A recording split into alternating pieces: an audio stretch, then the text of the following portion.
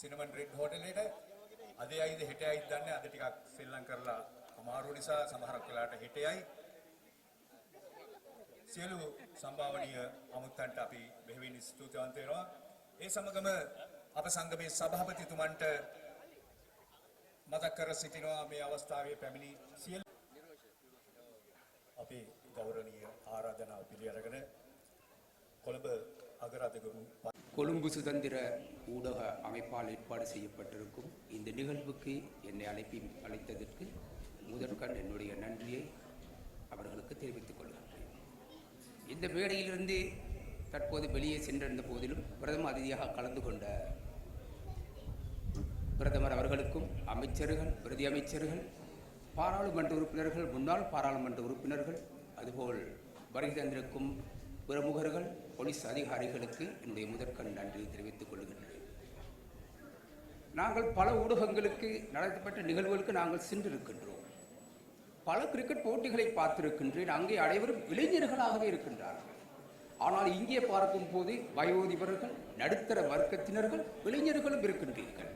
உண்மையாகவே நான் பெருமைப்படுகின்றேன். காரணம், எந்த வயதிலும் எங்களுக்கு இளைஞர்களோடு சரிசமமாக விளையாட முடியும் அல்லது எந்த விதமான நிகழ்ச்சிகளாக இருந்தாலும் அதில் கலந்து சிறப்பிக்க முடியும் என்பதை நீங்கள் நிரூபித்திருக்கின்றீர்கள். காரணம், நீங்கள் ஊடகவியலாளர்கள். எனவே இதுபோல்தான் நீங்கள் அனைத்திலும் செயல்பட வேண்டும். ஒரு நாடு முன்னேறுவதாக இருந்தால் அது இந்த நாட்டின் ஜனாதிபதியாலோ, பிரதமராலோ, பாராளுமன்ற உறுப்பினர்களாலோ, அரசியல் தலைவர்களால் கட்டியெழுப்ப முடியாது. ஒரு நாடு முன்னேறுவதற்கு 49% தான் அரசியல்வாதிகளின் பொறுப்பு. மிகுதி இருப்பது 51% உங்களுடைய பொறுப்பாகவே இருக்கின்றது.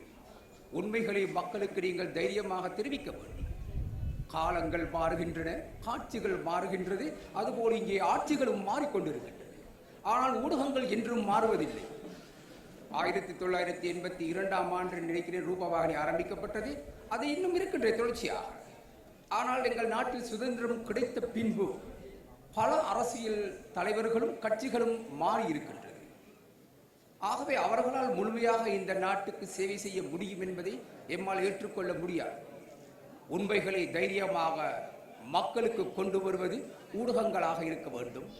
ஊடகங்களாக இருக்க வேண்டுமே தவிர அவைகள் ஊழல் அகங்களாக இருந்துவிடக்கூடாது.